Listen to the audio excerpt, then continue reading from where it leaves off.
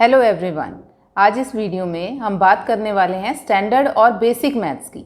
CBSE board ने 10th class के maths को दो पार्ट में कैटेगराइज किया है, स्टैंडर्ड मैथ्स और बेसिक मैथ्स।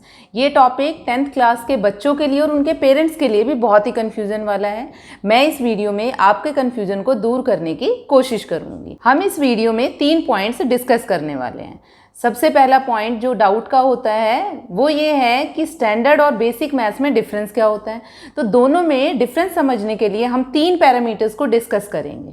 फर्स्ट पैरामीटर है हमारे पास क्वेश्चन लेवल या फिर उसका डिफिकल्टी लेवल। सेकंड हमारे पास आता है सिलेबस और थर्ड हमारे पास आता है इंटरनल असेसमेंट।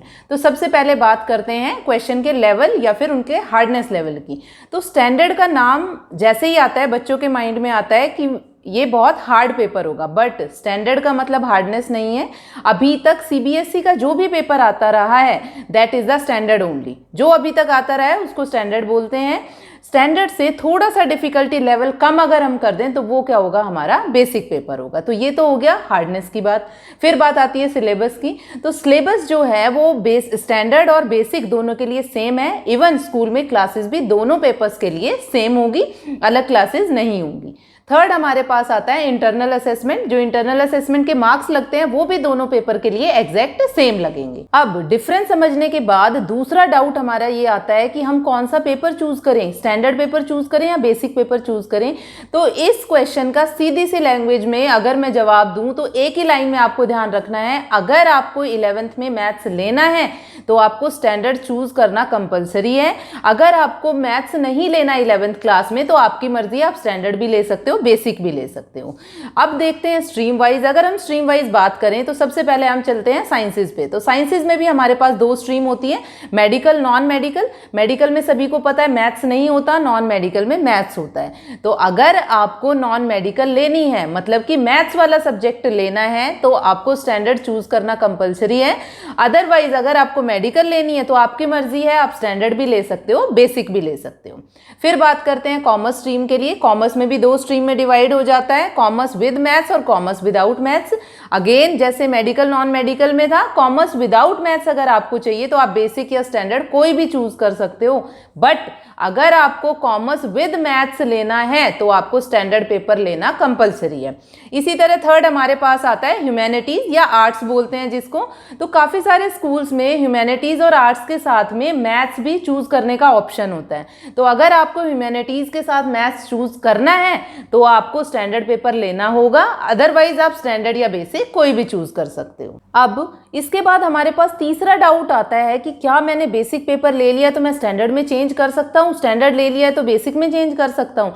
तो जब आपने ऑप्शन चूज कर लिया स्कूल में, उसके बाद बोर्ड एग्जाम तक आप ऑप्शन चेंज नहीं कर सकते। हाँ, बोर्ड एग्जाम का रिजल्ट आने के बाद हम उसको चेंज कर सकते हैं। चेंज के लिए भी आपके पास 4 ऑप्शंस बनते हैं। अब देखते हैं ऑप्शंस क्या है। सबसे पहला ऑप्शन, अगर आपने स्टैंडर्ड मैथ्स लिया है और आप उसमें पास हो जाते हो तो आपके लिए सारे ऑप्शन ओपन है, आप आगे कोई भी स्ट्रीम ले सकते हो, कोई भी सब्जेक्ट ले सकते हो। सेकेंड पॉइंट आता है हमारे पास, अगर आपने स्टैंडर्ड पेपर लिया है बट आप फेल हो जाते हो तो आप क्या कर सकते हो, जब कंपार्टमेंट एग्जाम हम फिल करेंगे तब आपकी मर्जी है, आप चाहे तो स्टैंडर्ड का कंपार्टमेंट दे सकते हो, आप चाहे तो वहां पे चेंज करके बेसिक का पेपर भी दे सकते हो। थर्ड ऑप्शन हमारे पास आता है कि अगर हम बेसिक पेपर हमने लिया है और हम बेसिक पेपर में पास हो जाते हैं, बट फिर हमें लगता है कि नहीं, मुझे तो 11th में मैथ्स वाला सब्जेक्ट लेना था, तो क्या मैं स्टैंडर्ड में चेंज करूं?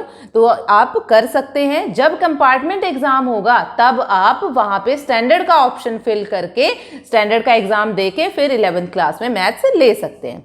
अब फोर्थ ऑप्शन हमारे पास बचता है, अगर आपने बेसिक पेपर लिया है, बेसिक पेपर लेने के बाद आप फेल हो गए हैं। अगर आप बेसिक पेपर के बाद फेल हुए हैं तो आपके पास सिर्फ एक ऑप्शन बचता है, कंपार्टमेंट के टाइम पे आपको बेसिक का पेपर ही देना पड़ेगा।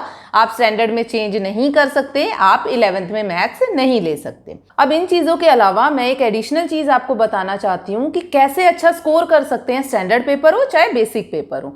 तो अगर आपने स्टैंडर्ड पेपर लिया है और आप अच्छा स्कोर करना चाहते हो, अच्छा स्कोर मतलब अबव 90 अगर आप स्कोर करना चाहते हो, तो आपको एनसीईआरटी प्लस में रेफरेंस बुक भी पढ़नी पड़ेगी, तभी आप 90 अबव स्कोर कर सकते हो। बट अगर आप बेसिक पेपर आपने चूज किया है तो आपको सिर्फ एनसीईआरटी पढ़ने की जरूरत है, आपको कोई रेफरेंस बुक पढ़ने की जरूरत नहीं है, एनसीईआरटी से ही आप उसमें अच्छा स्कोर कर सकते हो। मैं उम्मीद करती हूँ मैंने आपके सारे डाउट्स क्लियर किए हैं। अगर फिर भी इस टॉपिक में आपको कोई डाउट लगता है, कोई डाउट रह जाता है, तो आप कमेंट सेक्शन में लिख सकते हैं। अगर आपको लगता है कि ये वीडियो आपके लिए बेनिफिशियल है तो अपने फ्रेंड्स को भी शेयर कीजिए ताकि उनके डाउट्स भी क्लियर हो। Thank you.